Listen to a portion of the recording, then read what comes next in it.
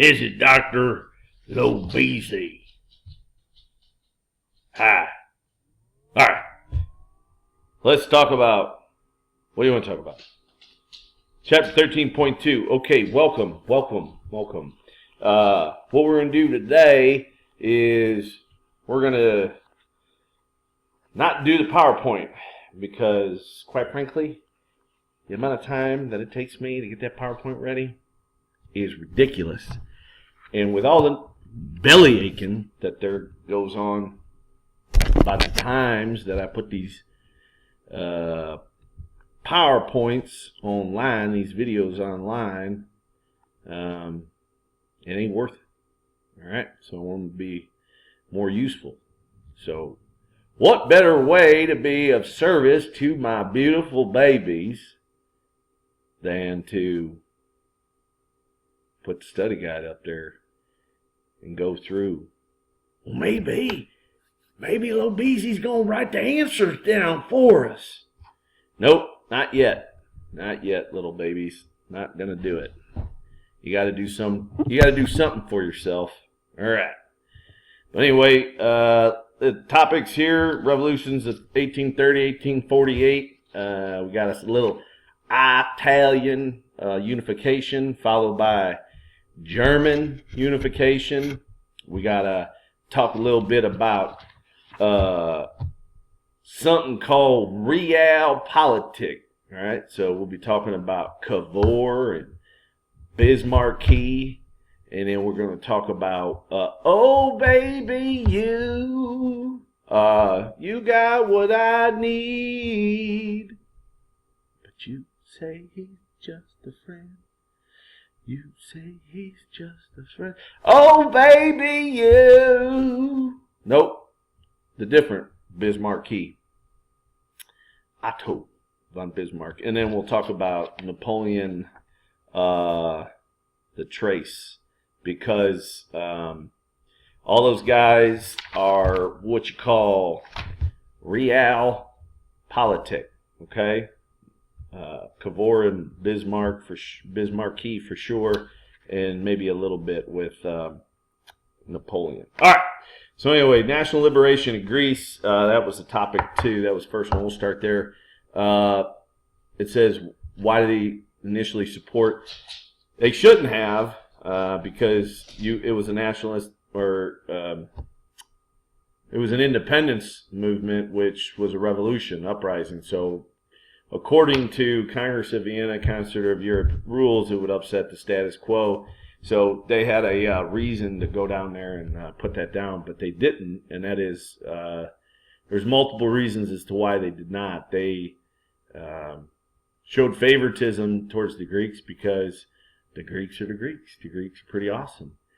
The Greeks are the birthplace of the Spartans, right? And the birthplace of democracy, and so many things that are, that we owe to the Greeks from our Western civilization standpoint. So there were those that were rooting for them, all right? And not only that, you're dealing with the Ottoman Empire, who is a non-Christian Muslim nation, and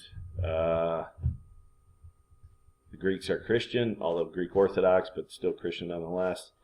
And because the Ottoman Empire was known as the sick man of Europe, they had designs on their land in the Balkans. All right, that's in southeastern Europe. That's going to come, that term, location is going to be very important next unit, which is World War I.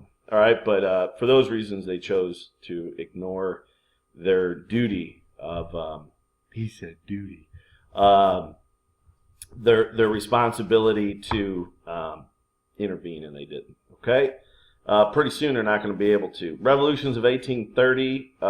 So they roll in Louis XVI's brother, the gouted Fat Louis XVIII, who, for all intents and purposes, was a ruler that should have stayed in power after Napoleon. He was boring, and that's what they wanted, stability. Pretty moderate constitutional monarchy, all right? So, whatever. When he dies, his brother,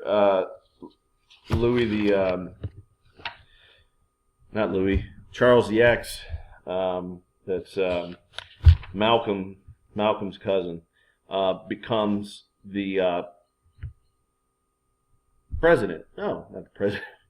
He becomes the king of France. Anyway, he is so the term conservative has been used a lot. Metternich was a conservative, okay? Many of the other people we talked about were conservatives. And the term reactionary should be used to describe Charles X, okay? So a reactionary is to a conservative what a radical is to a liberal, right? Somebody is okay with change, or they're so against change they want things to go back to the way they were, right? And so he's going to try to recreate the old regime, right? And so he gets rid of the Constitution. He starts putting in place the 4 ordinances, which are, limitations on power. And you take that and you combine that with food prices shooting up, economic crisis. I mean, it's exactly what had happened during the French Revolution, and the conditions at least. And so they take to the streets, the protesters do. They pull up, erect barricades in the very narrow streets and alleyways, and are able to create quite a disturbance. 3 days of this, and Charles X is gone. Now, the people wanted universal, those that were rebelling, they wanted universal suffrage, but the people who were behind it were moderates, were middle class, just liberals, but they did not, they just wanted to be in charge. That's what they wanted. They were kind of using the rebels for their ends. So what we see is a new constitutional monarchy is established, and they select somebody who's very popular, known as the Citizen King, Louis Philippe, okay? And that's the cousin of Charles the X, or Charles X, all right? And so what they do under him is they expand the voting rolls just a little bit, but, I mean, we're talking a very small number out of a population of, about 30 million at this time.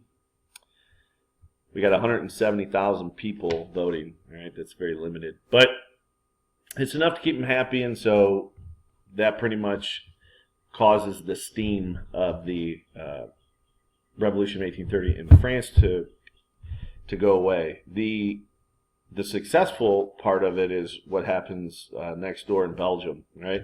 If you go back to the Congress of Vienna, Belgium was, I believe the correct diplomatic term was that it was sandwiched with the Dutch Republic to create the Netherlands. The Belgians were kind of in an inferior position. The Dutch were the governing party, or the governing elite, and so they didn't like it. There were differences, nationalistic differences. The Dutch speak Dutch, which is a Germanic language. They're Protestant. The Belgians are Catholic. They speak French. Their economies are different, so they break apart. And nobody steps in. All right,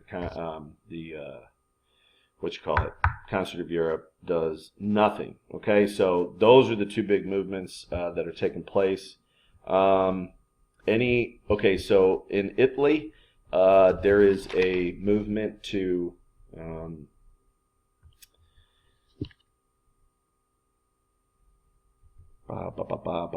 no, that's 1848. Never mind. So moving on, revolutions of 1848. All right, so the very modest reforms that Louis Philippe installs is not enough. There's more economic downturn. So we have a industrial and agricultural depression strikes in 1846. And incidentally, 1846, what happened in 1846? The potato famine, all right, that hit Ireland too. So they weren't the only ones struggling, okay? And so the government's inability to do anything about it is what creates consternation. Remember, this is something that back in England that they were just what is the role of the government? What do they have a role when they have an obligation when people are suffering? What should they do about it? All right. So there's also instances within Louis Philippe's regime that there's corruption and things like that. So things aren't running well. And so, again, the people take to the streets. And this time added were socialists, okay? Before I go into that, I want to talk about what's going on in other places. Nationalism is definitely on the rise. And if you look in Austria, they control a very multi-ethnic empire, and they've got Hungarians, but then also a number of different Slavic people, and they all want their independence. And so that is something that we'll go to next. But in France, they want him out. All right, they want Louis Philippe out, and they again are calling for universal suffrage, but still, even mid-century, this is kind of still seen as pretty radical. But added to that was economic.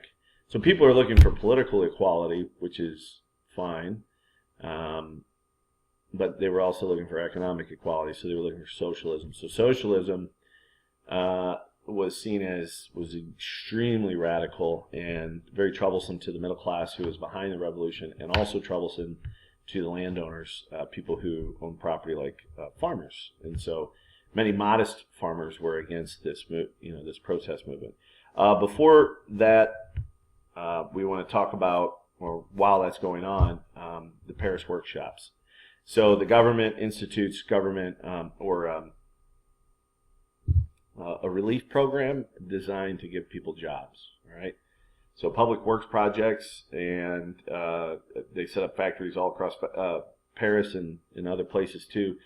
But the problem was the factories get swamped, too many people coming in, and there's nothing they could, they can't provide enough jobs for everybody, and so they shut them down, and that triggers another uptick or hostility in the revolutions of 1838 or 1848.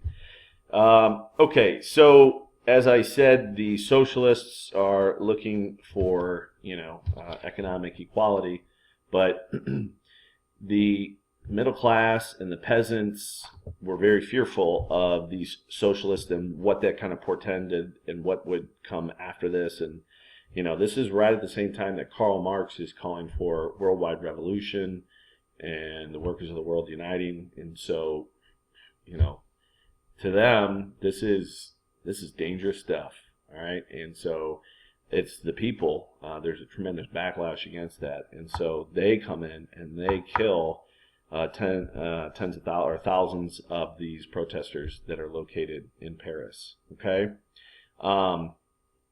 At the same time, Louis Napoleon Bonaparte sees what's happening. He sees an opportunity. He sees that this is much more chaotic than what they had in 1830, and he sees an opportunity. He can see because of the socialists, there's tremendous backlash. As I said, people want law and order, and so he begins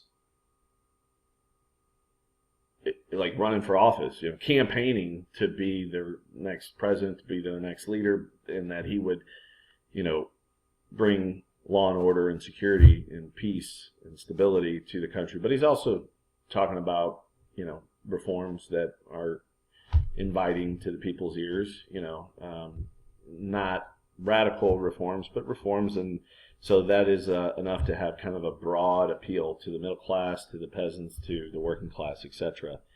And so once the rebellion is put down, he is able to be elected president in 1848, and just like his uncle, he stages a coup d'état in 1851.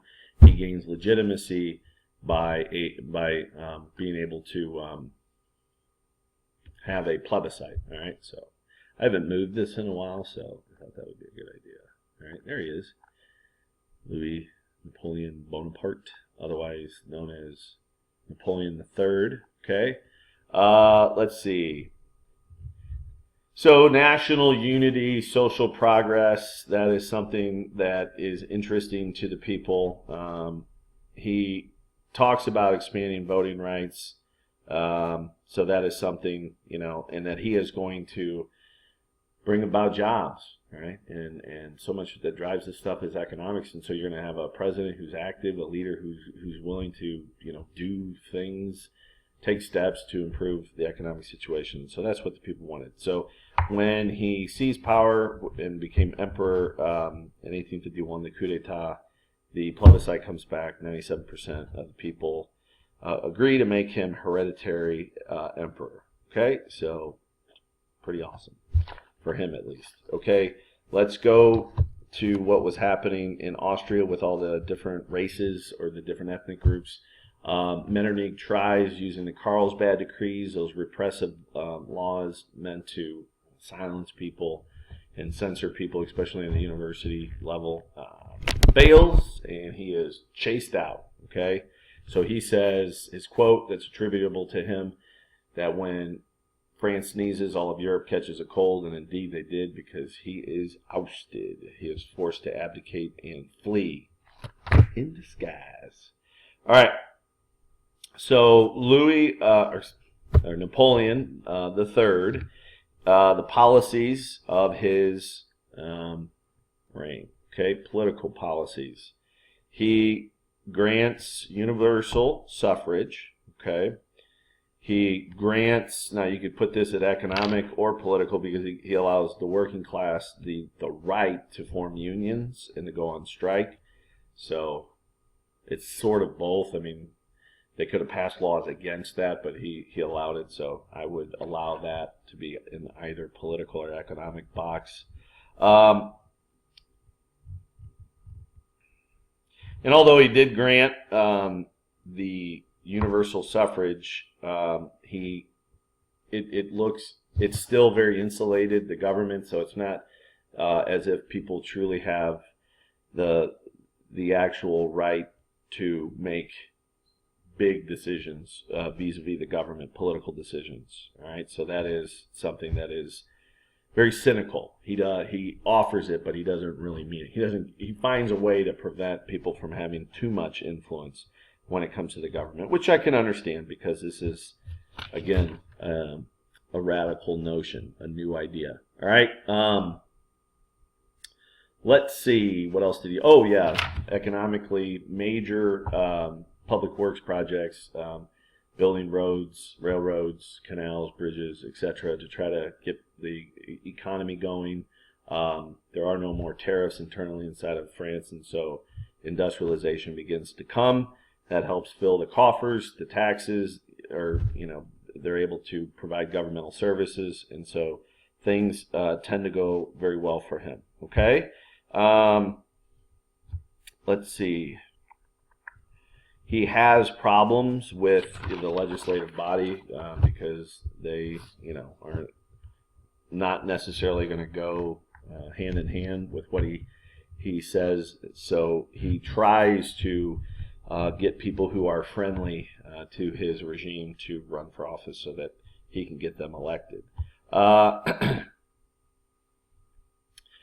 Eventually, the more liberal-minded legislative branch, begins to turn against him, because he is, in fact, seen as a authoritarian leader. So from a political standpoint, we want to mention that, although I'm looking to see if there's anything specific about his policies from a political standpoint. And it looks to be, he alone chose his ministers. He restricted the newly reformed assembly.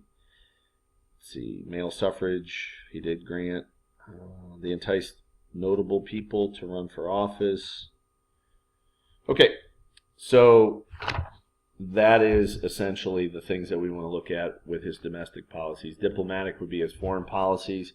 He gets himself involved in some wars. Okay, successful against Austria, helping the Cavour and the Italians unite, but then he picks a fight with Otto von Bismarck and loses terribly, and so that's going to be kind of his legacy, as poor decision making there. All right.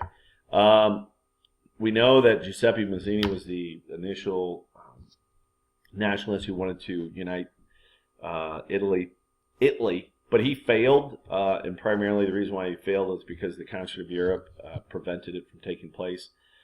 But we know by the time Victor Emmanuel comes along that the Concert of Europe is destroyed, right? Because that's due to the Crimean War, which was 1853. So Italy unites in 1861. So Concert of Europe is no longer around. Nobody's there to stop them. All right. This Vincenzo Gioberti is somebody who wanted he was a Catholic priest, and he wanted a progressive pope to be the leader of the United Italy, and that was not very popular. Okay, so the Catholic Church is kind of losing some of its power, as it has been. That continues the trend. We see the Pope. There's two. Well, there's one specifically here, and I'm going to look for the second one. There's two papal bulls. The first one is Syllabus of Errors. This is the Pope saying that he is infallible, right? Impossible for him or any of his previous popes to make a mistake when it comes to interpreting doctrine for the church. I guess it had been implied, since the days of Henry VIII and stuff like that, with the divorce and why they wouldn't give him a divorce or annulment. But I guess it had been implied that infallibility was, that the Pope was infallible, but here it's official, okay?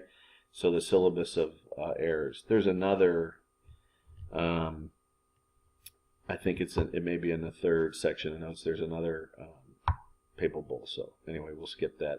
But Victor Emmanuel II is the king of Sardinia, which is, I guess, the province known as Piedmont. All right, so Piedmont's the region, Sardinia is the kingdom. Can be kind of confusing, but Sardinia was a good, stable country. It had a good economy, but it's going to become stronger and a somewhat progressive state that had a constitutional monarchy. Okay, so the man that's going to make that possible is Camilo Cavour. Okay, so what you see here are territories of within the Italian peninsula, okay, that are divided, and Piedmont is, as I said, the Kingdom of Sardinia, and he's willing to give up some territory to the French in order to gain more territory. All right, pardon me as I.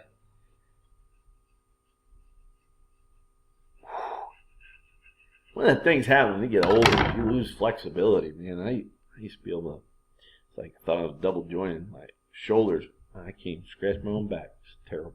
Getting old and fat. Anyway, what do we got here? Cavour. What do I say?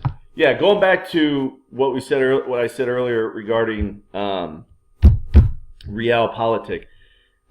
The term means power politics. What does that mean? It means you're going to use force when necessary to achieve interests of your nation. All right, you're going to put the interests of your nation first over anything else, and that means if you're going to have to do things, take steps that are not necessarily politically popular, you're going to do it, or take steps that are not necessarily moral, you're going to do it. So we want to compare this to what the Prince said, the political book about the ends justify the means. Okay, but we also want to look at what Cardinal Richelieu in France, the raison d'etat, which is reason of state, taking political steps that don't necessarily make sense, but you do it because you find that it's the best thing for your country. And the example I'll use, remember how France helped the Protestants in the Germanic states in the Schmalkaldic Wars and then the 30 Years' War against the Catholic Habsburgs? And even though France was a Catholic nation, they did so, and everybody kind of stuck together based on religion back then. That's raison d'etat, or what we would call Realpolitik, because it was in their best interest to prevent Germany, a unified Germany. And I think everybody can kind of understand that. All right, that if you do, if you remember me teaching that, that is. But anyway, so what this Cavour is going to do is he's going to use it, and I'm trying to expand upon it so you kind of understand the nuances of this. That doesn't mean you're going to take heavy-handed actions and declare war, do whatever, because you have to be aware of the ramification and the consequences. And so if you go around declaring war on people, you have to understand that people are going to attack you too. You're going to be seen as a thug, as a bully, and there's going to be a backlash against your aggressive, provocative actions. And so you got to be clever, you got to be smooth, all right? And so you got to do this. You can't be myopic. You can't be short-sighted. You have to understand that this stuff is going to take time, right? So the ends justify the means. So first thing he does, he builds up their economy so he can extend the tax base to build up a strong military, but he realizes they're not strong enough to defeat Austria. But if he goes to France, who has a border over here, okay, and all of this stuff is belonging to Austria, okay, what's it say here, 18, all right, anyway, he makes a deal with Napoleon III, promising him Nice, and I think to Savoy as well, so they give that up in order so that they can get all of this stuff right in here, okay, so that's pretty cool, and that alliance system serves him well. Okay, so right down here are the Papal States, so that's in control of Rome. All right, now down here is the Kingdom of the Two Sicilies, which is controlled by a Bourbon leader. Now, while the little kingdoms are holding plebiscites to decide whether or not to join with Sardinia, Garibaldi, okay, is making waves down in the southern part of the country, or the peninsula. This is more industrial. This is much more agrarian and poor, and so he is able to free Sicily, and then on the peninsula itself, the southern half of the boot, that is Italy. All right, he and his red shirts. This guy is a very inspirational kind of a Napoleonic figure in that he was larger than life and full of charisma, and that was what drew people to him. But he was, as a military man, he was a nationalist, okay? He believed in a republic, that's what he wanted, but he was a nationalist, and at the end of the day, he wants a unified Italy. Okay, so there is a sticking point. He's set to invade the Papal States, which, according to Cavour, is very concerning, because if you go to war against the Pope, Catholic nations are going to be upset, and in this case particularly France. And so he goes to meet him, and he actually brought his troops, so in case the meeting didn't go so well, he was going to stop them by force, because he doesn't want their efforts to be completely for nothing. So he's able to convince Garibaldi to stand aside and allow Victor Emmanuel II to be the leader and unite Italy, all right? But leave the Papal States out of it, okay? So that takes place in 1861, and then what we see is by 1870, Rome, with the exclusion of the Vatican, joins, and let's see, yeah, so they pretty much complete that in 1870.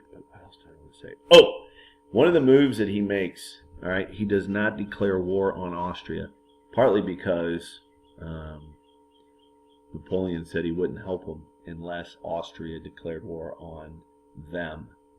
So Cavour had to be clever. So what he did was he mobilized his troops, okay, along a Austrian border, and that led them to declare war on Sardinia. So that was a clever move. So again, Realpolitik. All right, so that is, gee, who is the guy with the crown on? I don't know. Maybe Victor Emmanuel II, and this is Garibaldi, not Cavour. But I can understand why you would think that. All right? All right, un momento. I got to get a drink. All right, I'm back. Talk about German unification. All right, Otto von Bismarck. Talk a little bit of his background. He was a old school conservative. He was a Junker, landowner, conservative, not a liberal, not a nationalist. But he was appointed Chancellor of Prussia by King Wilhelm I in 1862 or something like that. Anyway, the goal was to strengthen their military and ultimately use it to unite Germany. All right?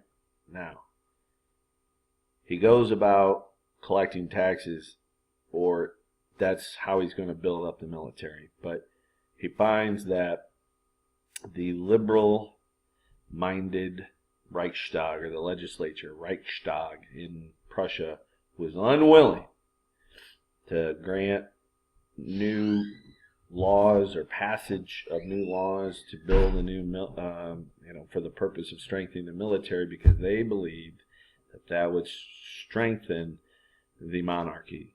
All right, in mid-1800s, power is slowly passing to the middle class, so they're going to be resistant to that. So that's the why.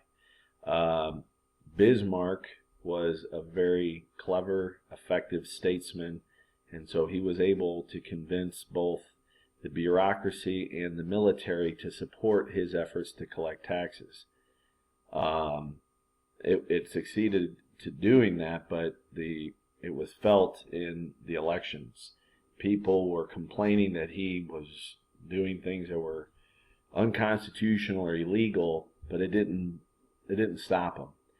But the consequence was more and more people that were considered liberals were being elected into the Reichstag, right? And this damages him. So the effort, or the event that he selects to get people off of his back was the unification of Germany, all right? And so he's going to use something referred to as blood and iron, okay? That's the military and war, might makes right. But when you look at the three wars that were fought, little loss of life, and if we're looking at it from a Machiavellian standpoint, the ends does justify the means. At any rate, let's see. So he is able to use nationalism to gain support of the people. He's able to use the idea of German unification to his advantage. All right, and so fate intervenes when Denmark attempts to absorb these two regions that straddle, that border both Denmark and are parts of the Germanic Confederation. They want to absorb them, and the Germanic Confederation sees this as a threat. He takes the charge and convinces Austria that they should defend the Confederation, but also do it for personal gain. So he's able to convince Austria to help him, who could have stopped him or stopped Prussia. So the Austrians are under the assumption that they are going to gain Holstein, while Prussia will take Schleswig. But in Bismarck's mind, he has no intention of honoring that agreement. And so this is the part of Realpolitik where a leader just, goes back on his word. Okay? So he's able to isolate Denmark by, convincing all of the Germanic states that they are going to, Prussia is going to liberate Schleswig and Holstein. And he's also able to isolate Denmark from Austria by promising Austria land. Okay? what we see here is, this is actually, it's a breech loading rifle, but it's something even more specific. And you'll have to watch the video to know the answer. Oh, you are watching the video. I'm not going to tell anybody in class. If you watch the video, you'll get the answer. It's called a needle gun. A needle gun. The advantage of the needle gun is that it fires 5 rounds per minute. Okay, so that's what that is. Shh, don't tell anybody. Because in the notes it just says breech loading, but it's a needle gun. All right, so we talked about that. The second war was against Prussia because he refuses to give them Holstein. All right, and he's able to keep. This war too was against a lot of the Germanic Confederation as well, and this defeat of Denmark and then later Austria convinces most of the Germanic states to join forces with Prussia. The only states that don't are those southern states like Bavaria, Württemberg, Hesse, I think Baden. Those are mostly Catholic. Right? So if you think back to the days of Martin Luther, this is the Catholic area of Germany. Oh, and another thing. Guess what? History remembers Bismarck as like the number 2 or 3 most influential of all the Germans. Okay? Personally, well, it's up for grabs whether it's Hitler or Martin Luther. If you know me, you know who I like. I'm a fan of Luther. Not so much Hitler.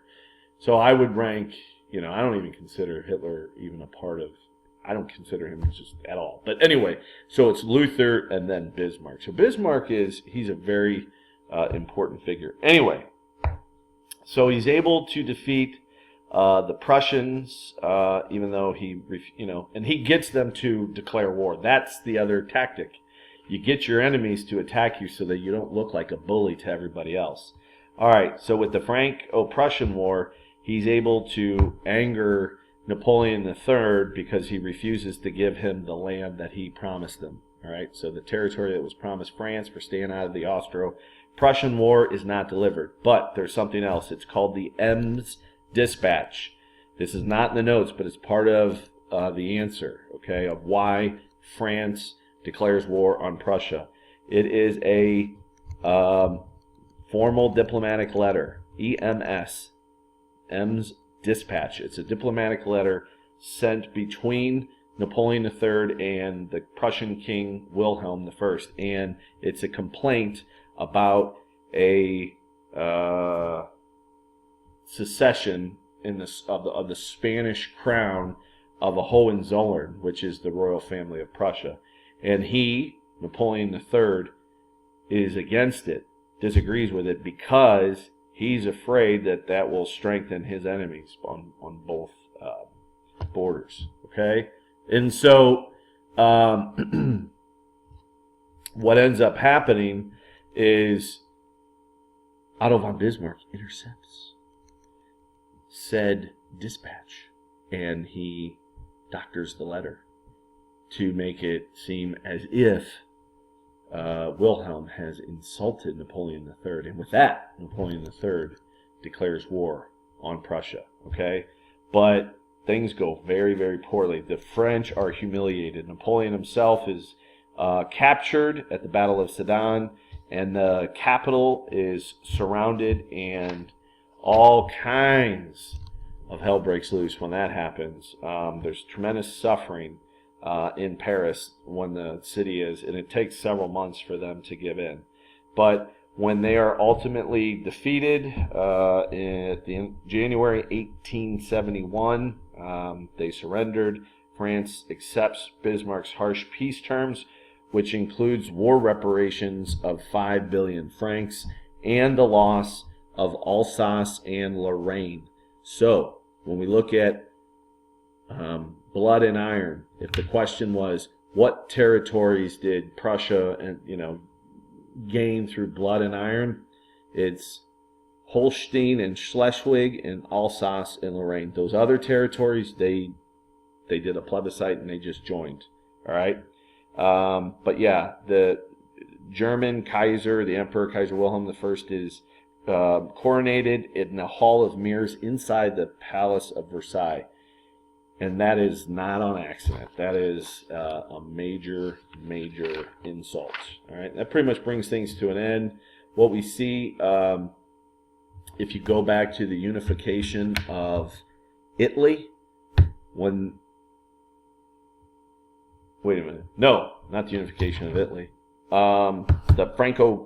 Austro-Prussian War, the 7 Weeks War between Austria and Prussia. When Austria loses that war, okay, they are so weakened that the second largest populated or minority group inside of Austria, the Hungarians or the Magyars, are able to, leverage independence. Okay, and so from that moment forward, Austria is going to be known as the dual monarchy or Austria-Hungary.